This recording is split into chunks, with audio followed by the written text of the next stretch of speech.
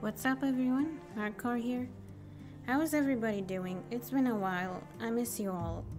So, it came across me lately that people that I've been playing with or around with, that they said 14 is becoming boring lately and there's not really much to do, and I kind of agree to disagree with them.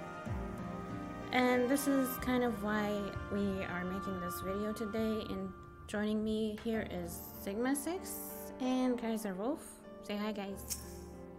Hello, it's been a while. Oh my Yep. gosh, we're back. Back again. We're back. Okay, so Guess who's back? we're gathered here, and we thought about it for a few days now that the game has been lacking content per se, and I kind of know what they're talking about, but there are some things that we want to talk about that helps with this situation, and we're going to point out some things that we don't agree with and some things that makes the game not boring. So, Kaiser, have some things you want to talk about? If you want to start, Kaiser. Well, I think to start off with, I don't necessarily think that the underlying issue is that the game is boring per se. It's more of a burnout for the player base. What I mean by that is, if you're playing this a lot, you may not have done everything in the game unless you've been playing since the beginning or played daily for hours. It feels more like you've done everything. There's other stuff you want to play, but you've been on the game for so long that you're just kind of burned out. You don't know what to do, or you don't know if you want to continue to stay playing at the same amount of time that you have. I myself have been on burnout before many times since I've been playing since the beginning of A Realm Reborn. So, and I know Sigma has also been there as well with a burnout quite a few times from what he said. I'm currently getting over a burnout. Yeah, we're kind of getting back to the game, and trust me when I say try new things, try something different. And I've been telling that to other people that we've been playing with also. We've been trying to get people to play the game, have fun with it, try certain things. Namely me. Yep. Trying to get people to come back. We have Sigma. We got a friend, Smex, who may or may not have something to say at some point, that they also left the game for some time. And you're free to come and go from what Yoshi P has said. He said if you don't want to continue to play the game, don't pay the sub. You know, you can come back at any time. The game's going to be here for a while, especially now that they have announced the expansion coming in a couple of months. But with, like Hart was saying, the things to do to get over this boredom or this burnout, and trust me, I know that they're probably not fun for everyone. There's a lot of things in the game, but if you've done everything, for myself example, I have every class to 90 or 80 for Blue Mage, same for all crafters, gatherers, the combat jobs. I've done all of them. I've gone around trying to do side quests recently. I've done all of the custom deliveries up until the 150 for their titles. I do things weekly that, doing the Doma Enclave and all that. I get it. There's a lot to do, but then at some point, you finish that job, you finish that quest line, or whatever you're doing. What do you do next? And with Xbox coming, that leads into something that you can do. The new players are always going to need somebody. You don't have to have a mentor crown on your head to be helpful. Oh, yeah. Help friends, help new players. Sounds easy, can be daunting, but you can find ways around that. for myself, I already have everything maxed out, like I said, on Kaiser. You could make new characters, you could level up alt jobs, or do something to help them. Something I was going to do for Sigma here, even though they have played the game for years, doesn't have really any crafters or gatherers level up high. The banes of my existence. There's a way to help new players with leveling up the crafting jobs early on. Lev quest turn-ins, turning in high-quality items. Anything you can do to help the new players is always going to be greatly appreciated. Won't take much time, but will take up enough that you could maybe feel like you've done something for the day. I said it also, there's a bunch of side quests in the game. They're non-repeatable, they're there, you do them, you're done. Also, and you get them off the map, so they don't look... Yeah, your map doesn't look just filled up with quests everywhere. And I think... Bro, that's annoying. I still got exclamation marks from like level 5 jobs when the game was still in 1.0. Oh my gosh. I think one of the best ones too, and my nephew who just started the game, he has started to do one of the side quests before moving on. And I told it to him as like a recommendation. Do the Hildebrand. Anybody who's done the Hildebrand, you either loved it or hate it. There's really, I don't think, any in between. And for most of the player base, it's a love. But there's so much other small side quests to do. Either get rid of them just to get them off your map, do them for whatever you can get out of them.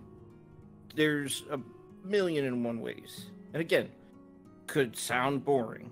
Trust me, the more you do them, the more it's just like, am I done yet? Am I done yet? Is it on my list yet?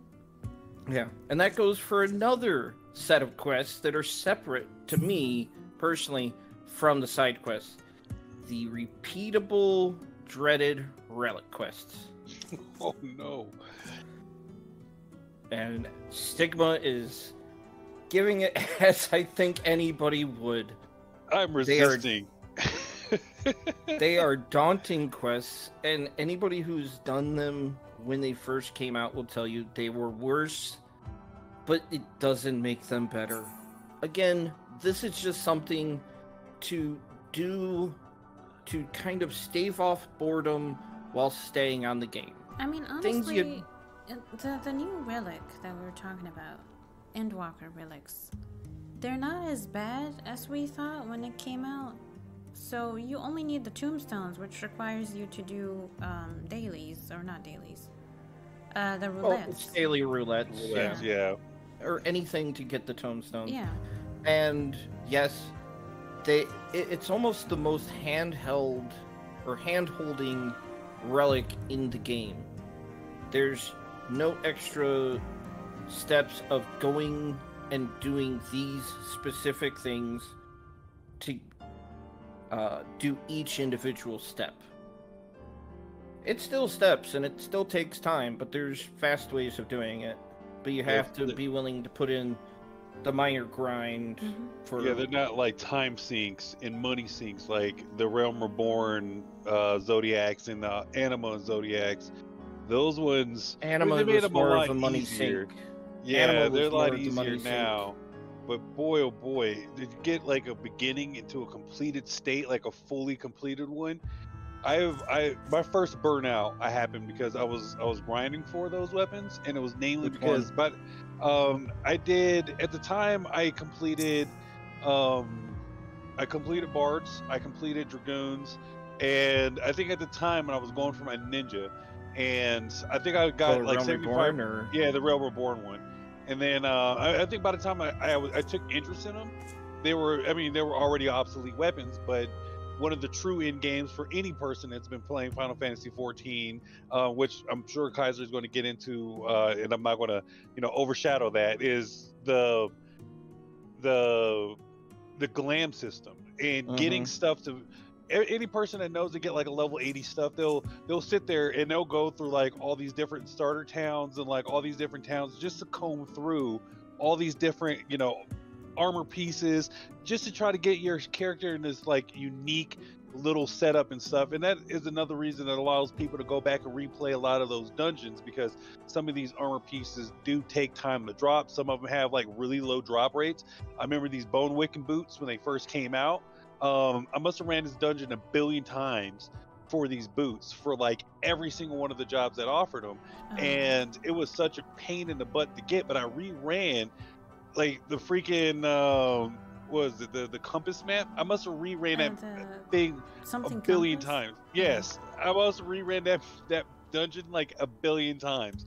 But I met so many cool people. Everybody was all on the same boat. You know, it allowed more people to come in. But the first time that I got burnt out was by running so many of those Realm Reborn quests, going back and do all that stuff. Yeah, the Zodiacs in those very first couple expansions, not fun at all, and they will burn you. Yeah, they will burn you out. The worst going with the money sink was Heaven's Ward. Yeah, the animal definitely was. The 16 items you had to get, the mirror, the king's cake, those high quality items were only crafters. And back in Heaven's Ward, we did not have as many Omni crafters as we do now in the game. So you were spending maybe 1 million gil just for 4 if you were lucky and your data center was nice. Yep. But to get into But to get into what Sigma was saying, gathering new items for glams. And now if you're 90, that's really easy to do. Outside of a few of the newer things, you could run a lot of stuff solo.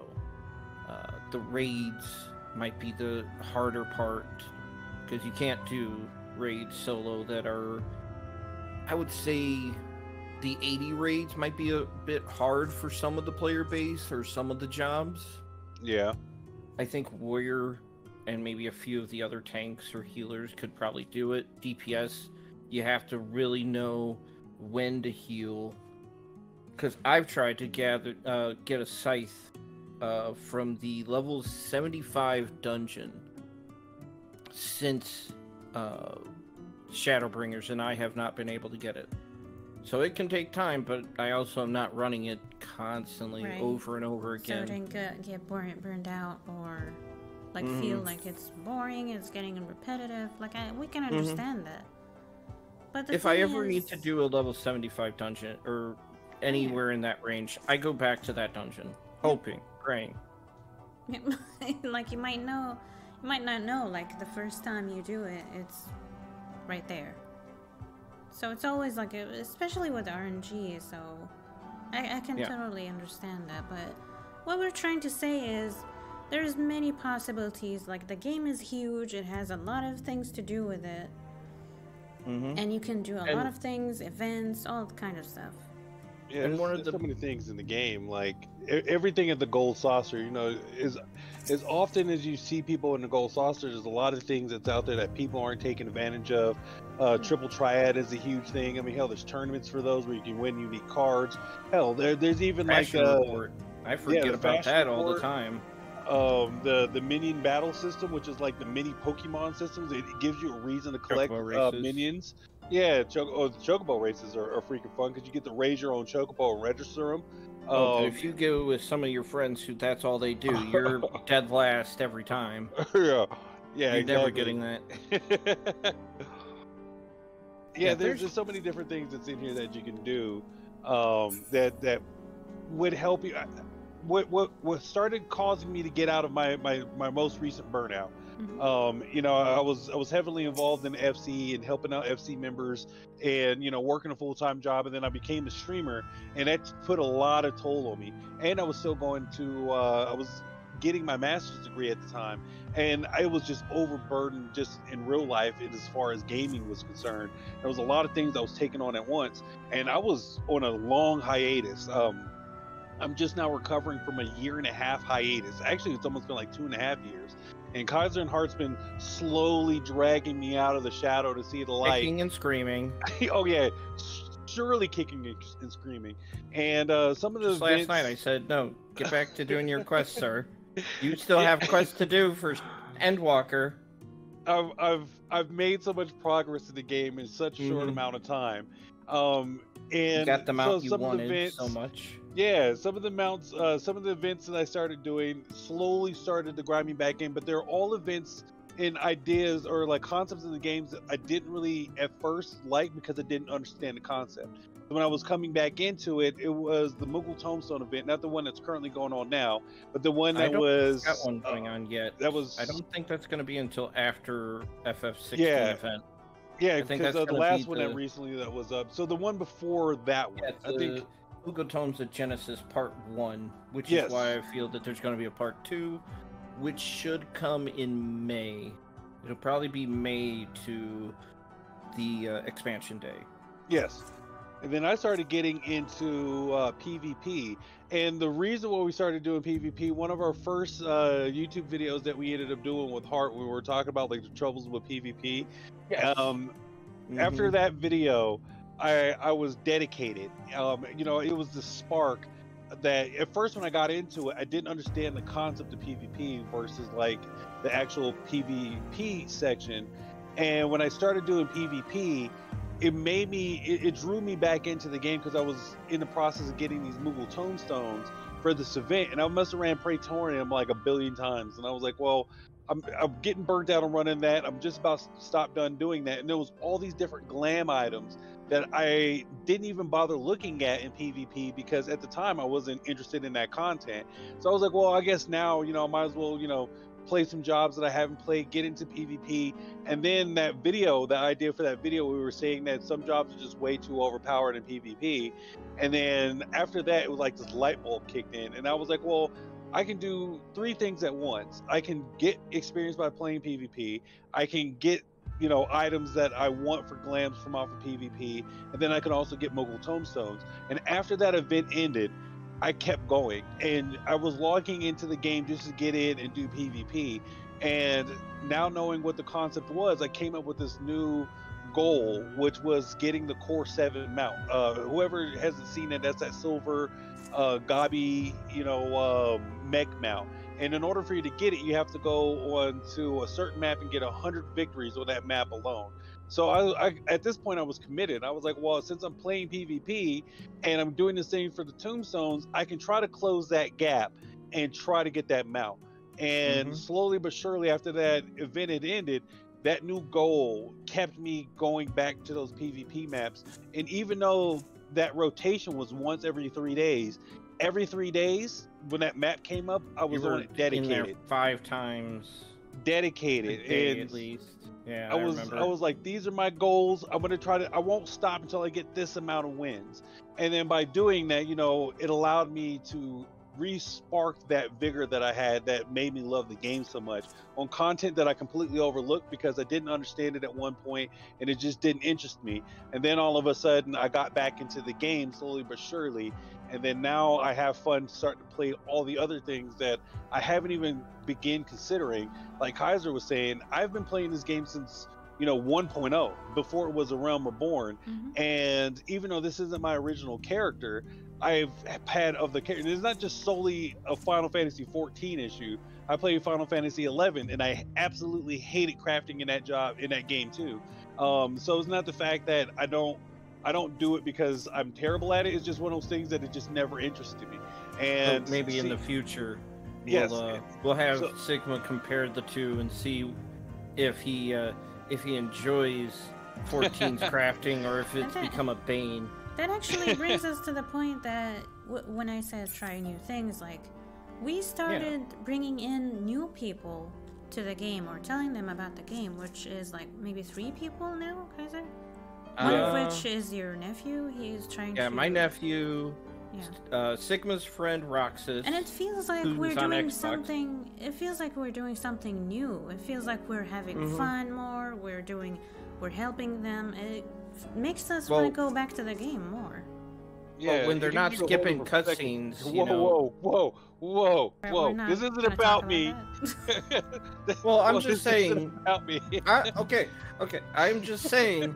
when they don't skip cutscenes and they get to enjoy it, it's like you're watching, you know, your favorite content creator, streamer, where they're talking, they're playing a game for the first time, a game that you love, and you get to see it again from a brand new, not really from a brand new perspective. Yeah, from the perspective of somebody who doesn't, you get to remember when you got to first encounter that. Like I said, my nephew's been doing the Hildebrand. Hildebrand and loving it. Yeah, his reactions is almost like a kid in a candy store, just how giddy he is. And, you know, experiencing Roxas, going through things. You know, I would have to say it this way, that when you're first learning how to play the game, like any hobby or habit that you start off, you're going to start off, you're terrible at it. And the more that you do it, the better you become at it. And before you realize, it becomes so natural and normal to you, you don't even realize that you're doing it. You know, it becomes fluent. And then all of a sudden you have somebody else that comes in who's looking at you like, I wish I can do that. One of those memes. And now you get to see them struggle.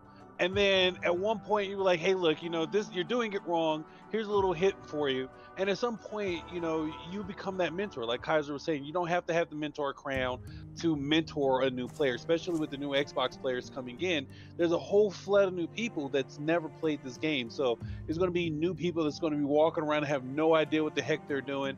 And sometimes just picking up that new player by the wing and just kind of ushering them through, you get to see, just like they were saying, this game from a whole new perspective. Because before you were the student, now you're the master, now you're teaching them. Now you get to see, dang, is this what I looked like when I was going through, when I had no idea? You know, all those times that you had to repeat a quest, or how many times that you had to repeat a fate. You gain that knowledge, and now instances. Yeah, and now you're the one that's shaping the future of the game by teaching these players, and then they're coming to you for guidance. I mean, how many you were showing Roxas how to play as a ninja, or how to set up the controller layout. Bars. Yeah, and I was showing my nephew how to set up more for a bard, or what he should be looking for as he leveled up.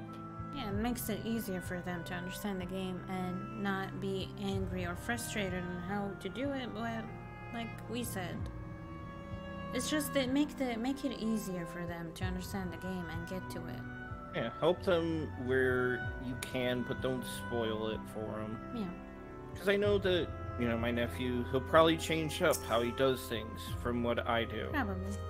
But same thing with Roxas. Yeah, we're giving them the tools of people who have gone through the mud of trying to learn to play these. Not necessarily perfectly, but at least competently enough to get through the game. And like with Sigma, if you've been a PvE player for a long time, then maybe do some PvP. Do something that is out of your comfort zone a little. Because it could be a lot of fun. All these different things. There's so many things about this game that are unofficial jobs. There's so many people that I know. As my secondary channel in my Twitch stuff, I've become a DJ. But I've learned how to become a DJ, and like the thrill of being a DJ from going out to like the night scenes during COVID when everybody was locked down. You used to see like how these people decorate these houses to look like nightclubs. They get these DJs that are playing this, you know, and the game is only limited to playing so many things, unless you're getting like the ensemble bars that play these music, or you can just get a Twitch streamer and be like, oh, hey, he's at this location, log into this and this person's actually DJing. There's interior decorators, or just you know, people that were interior decorators, and you can visibly see, like right now, how they decorated their house, like Sigma's house is. Plug. I used to be an interior decorator. I used to go around, and people used to actually pay me, you know, Gil or whatever, to go through and decorate their house. You know, because some places, like some platforms that you're playing, it's easier to learn how to glitch because of the freedom of controls. Like I play on PC, and you have people that are playing on Xbox and PlayStation. You can magic everything. Yeah, that it's harder for them to pull off the glitches because they're stuck with using a controller when you have a keyboard and mouse person. And some people, they just don't have the creative mind on becoming an interior decorator. There's so many cool, just out of the world designs that people come up with these houses, and as soon as you see one, you just think about like, man, how did they pull this off? And it became such a huge deal that you kind of figure that glitching the game the way that it is breaks the term of service of this game, and technically it does. But when they started doing like these housing contests that was officially ran through Square Enix, that the developers were so shocked what people were able to do about using the glitches. They almost see the glitches about how you decorate houses like savage content. They're like, well, it's not going to be a violation of terms of service, that way it's not a bannable offense. But if you want to learn how to glitch and how to make these houses or these places look really cool, you're going to have to take the time to learn and master it, just like you're going to learn how to master savage content so or something like that. Housing savage. Housing. Yeah, exactly. Yeah. And there's so many different ways. That's all it is. It's just all magic. Yeah, so many different ways that you can make, money or find a new hobby or passion. You just have to open the scope. You might like it. Like, I know you can argue some people don't like buildings or like crafting and all that stuff. Yeah, some people we know became, full-time, fishermen in this game. Some people became. There's people I know that it gets mount. No, fishing doesn't exist, sir. There's some people that I know that have actually opened up a Final Fantasy Uber service for people who are just now learning how to play the game that don't have mounts, or they have mounts but they want to ride in cool mounts. So the whole thing is that they'll call people up, and then they'll do the whole Uber thing, and you won't believe so many people that role play all these different things in this game. It's crazy. That reminds me of all of the times in Heaven's Ward or Shadowbringers where my friends would call me, they would call me the Voober because I'd be taking them everywhere. But to get on to one final point, and this is where I think we'll leave off the video, because this is something that I feel should be separate, because there's so much more to it for people that may want to know what they could do. And that is, with the expansion coming, there's gonna be prep work. There will be new ideas, new stuff, new preparations we're gonna talk about.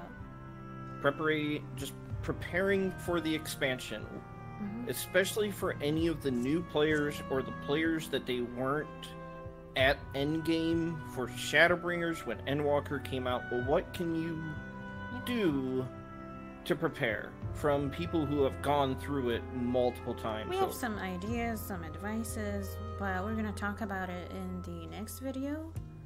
But this is just our thoughts and how to, I guess, not make the game boring, as I keep hearing people say. But we're going to end it here, so... But Heart, all that stuff just sounds so boring. No, it's not. Like, I find certain things that I haven't learned like in years. I've been playing for like a while now, and I find new things every now and then because I'm playing with other people. And like I said, I don't really know much about the game, despite me playing for a while. But that's a whole nother story. Done, like sightseeing logs and all that. There's so many things. Heart's constantly like, but Siggy, and I'm like, hey, look, there's so much. I've been playing this game for over a decade, and there's so many things that's about this game that I haven't done, I haven't experienced. And like I said, I've been playing this game since before Realm Reborn. I've been playing this game ever since it was launched after I came back from home in Iraq for the first time in like 2009. So I've been playing this game, since its inception, and there's so much of this game that I haven't done, that I haven't seen, I haven't experienced, because I've limited myself to my certain play styles and not opening up my preferences to other play styles of the game, and then seeing how these guys all have these different interests, seeing what the things that they do piques my interest, and then I give it a shot, and then it turns out it's a whole nother side of the game that I've never even experienced before. So don't close yourself off. And if and if you out there want us to do maybe a video with the other two that we were or three that we were talking about, their thoughts and opinions on the game so far as they've been playing through, let us know. We could try and get them into a video with us to give their thoughts and opinions. But with all being said, well, like I said, like if you want to let us talk about something else you want to talk about or other new ideas, just let me know in the comments. But we're gonna post later about some ideas that we think or preparations for the new expansion. Don't forget to like, sub, so you can keep up with the videos. But I thank you all for watching, and I'll see you guys in the next video. Take care. Bye-bye. Bye-bye, if you haven't got the expansion, you should get it before pre-orders up. Yep. Those earrings can help. Take care.